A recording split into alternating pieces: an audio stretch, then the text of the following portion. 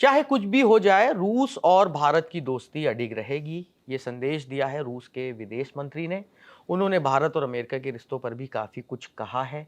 कहाँ कहा है, कब कहा है, मामले पर नज़र बनाए हुए साथी जागृति, उन्हीं से ही समझ लेते हैं आखिर माजरा है क्या। तो नीरज, रूस के विदेश मंत्री हैं सरगेई लावरोव। उन्होंने यूनाइटेड नेशंस जो जनरल असेंबली है वहाँ पे पहुँचे हुए थे। तो इस दौरान उन्होंने जो रूस से जो तेल खरीदने को लेकर है और वो जो पूरा अमेरिका की तरफ से टैरिफ लगाया गया भारत पे, उसे लेकर चीज़ें कहीं भारत को लेकर कि हम जो भारत के राष्ट्रीय हित हैं उसका पूरा सम्मान करते हैं, वो किन देशों से रिश्ता रखता है ये उसका फैसला है। उन्होंने आगे कहा कि भारत का अमेरिका या किसी दूसरे देश के साथ क्या रिश्ता है, ये दिल्ली और मॉस्को के बीच के रिश्ते के लिए बेंचमार्क किसी भी तरह से नहीं हो सकता। उन्होंने और भी चीज़ें कहीं जब पत्रकारों ने उनसे सवाल पूछा कि उनका क्या कहना है कि क्या इससे इम्पैक्ट पड़ेगा, क्योंकि अमेरिका जो है बार बार वो कह रहा है कि जो रूस जो है तेल खरीद कर रूस से भारत जो है वो यूक्रेन में जो युद्ध है उसको फ्यूल दे रहा है। तो इस पर उन्होंने कहा कि भारत जो है वो स्वाभिमानी देश है। उनके जो प्रधानमंत्री हैं वो जो भी सक्षम हैं अपने फैसले लेने में कि उनके देश के लिए, राष्ट्र के लिए क्या महत्वपूर्ण है, और वो उसी के हिसाब से अपने फैसले लेने के लिए स्वतंत्र हैं। इसमें हमारे रिश्ते को लेकर कोई फर्क नहीं पड़ेगा। भारत जो भी अपने राष्ट्रहित में फैसला लेता है। जागृति, क्या यूएनएससी में भारत की परमानेंट सीट को भी लेकर रूस ने कुछ कहा है? समर्थन वाली कुछ चीजें मैं सुन रहा था, ऐसा क्या है मामला वो? बिल्कुल, जो रूस के विदेश मंत्री हैं सरगेई लावरोव, उन्होंने यूनाइटेड नेशंस सिक्योरिटी काउंसिल में भारत की जो परमानेंट सीट है उसके लिए वकालत की है। और भारत भी पहले से कहता रहा है कि ग्लोबल साउथ की आवाज़ के तौर पे उन्हें वो परमानेंट सीट मिलनी चाहिए। उन्होंने जो यूएनजीए का, यूनाइटेड नेशंस जो जनरल असेंबली सेशन है, उसमें कहा कि सुरक्षा परिषद में सुधार का मुद्दा महत्वपूर्ण है।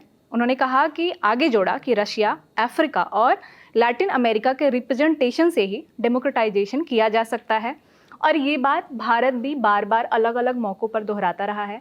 इस बार भी जब जनरल असेंबली में एस जयशंकर, हमारे विदेश मंत्री, उन्होंने संबोधित किया, तो उन्होंने अपने स्पीच में भी ये बातें कही कि हमारी जो पॉपुलेशन है, स्ट्रेंथ है, हमारा इकोनॉमिक पावर है, हमारी जो मिलिट्री पावर है, उसके बेसिस पे यूएनएससी में ये सुधार ज़रूरी है। हमें वहाँ पे परमानेंट सीट मिलनी चाहिए।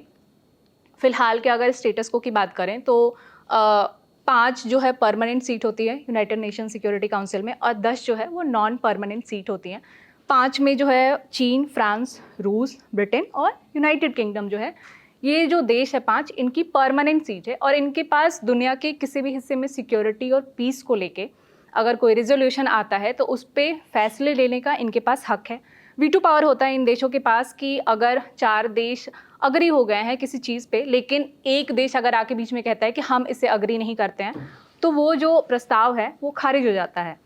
और भारत की बात करें तो जो 10 नॉन परमानेंट सीट है उसमें वो 2 साल तक रहा है।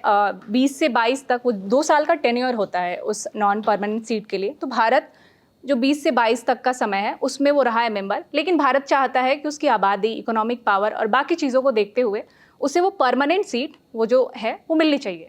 जागृति, ये सब किस कॉन्टेस्ट में हो रहा है? अमेरिका भी कई चीजें बोल रहा है इस बारे में, क्या मामला है ये अगर हम समझना चाहें? देखिए, अमेरिका के राष्ट्रपति हैं डोनाल्ड ट्रंप। उन्होंने भारत पे टैरिफ लगाया, 25% पहले लगाया, फिर 25% और ऐड किया, ये कहते हुए कि जो भारत जो है वो रूस से तेल खरीदता है और वो यूक्रेन में युद्ध को फ्यूल कर रहा है, ये कहते हुए और टैरिफ लगा दिया।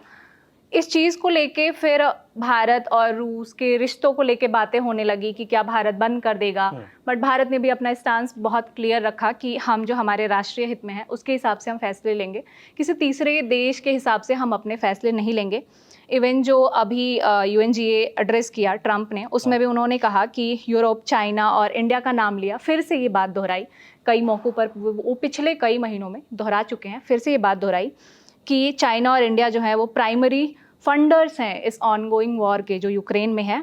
और यूरोप को भी साथ में ठहराया क्योंकि वो एनर्जी प्रोडक्ट्स और एनर्जी फ्यूल वहाँ से वो ख़रीदता है। तो इस तरह से उन्होंने यूरोप से लेके एक तरह से कहें तो ग्लोबल साउथ को पूरा कहा कि वो यूक्रेन में युद्ध के लिए जिम्मेदार हैं। और अब ये रूस के जो विदेश मंत्री हैं उनका बयान इस कॉन्टेक्स्ट में देखा जाना चाहिए कि उन्होंने साफ कह दिया है कि हमें फ़र्क नहीं पड़ता कि भारत का यूएस या यूएस भारत को लेकर क्या कहता है, हमारा और भारत का क्लियर है भाई, हम तो क्लियर हैं कि हमारा ये रिश्ता है और बहुत बढ़िया है। मतलब रूस का ये कहना है कि किसी और देश के साथ भारत के रिश्ते को वो अपनी दोस्ती के लिए बेंचमार्क नहीं बना बिल्कुल। सकते हैं, और भारत ऊर्जा व्यापार के लिए मुक्त है पूरी तरह से। बिल्कुल।